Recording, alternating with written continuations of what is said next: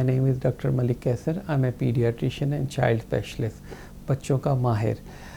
آج کا جو ٹاپک ہے، آج کل کی جو سیزنل بیماری ہیں بچوں میں بہت زیادہ کامن ہیں اور 2 سے 2.5 مہینے سے مسلسل یہ بیماریاں پھیلی ہوئی ہیں، جس میں بچوں میں نزلہ، زکام اور کھانسی کا ہونا، اور کچھ کنڈیشن میں تو بہت سویئر ہیں جس میں ہمیں بچوں کو ایڈمٹ کرنے کی بھی ضرورت پڑی ہے اور بار بار ہمیں میڈیسن یوز کرنے کی ضرورت پڑ رہی ہے.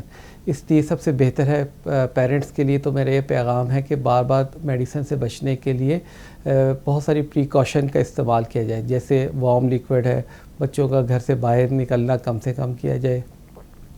بڑے بچوں میں ماسک کا استعمال یہ بہت ضروری ہے. اگر بچوں میں معمولی سے فلو یا کف کی بیماریاں ہیں تو ہم اینٹی الرجک اور اسٹیم اور سم ٹائم نیبولائزیشن کا بھی ہم سجیسٹ کرتے ہیں.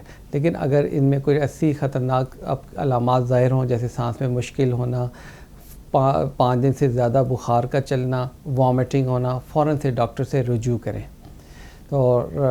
تاکہ ڈاکٹر اپنے ٹائم پہ اس کی میڈیسن استعمال کروائیں اور کمپلیکیشن سے بچوں کے بچت ہو جائے اس پہ. تو میرا یہی ہے کہ بچوں میں کھانے پینے کے احتیاط کریں، کوئی ٹھنڈی چیز، ٹھنڈا پانی نہ دیا جائے ان کو، اور باہر شام کے ٹائم اور خاص طور پہ رات کے ٹائم باہر نکلنے سے گریز کیا جائے.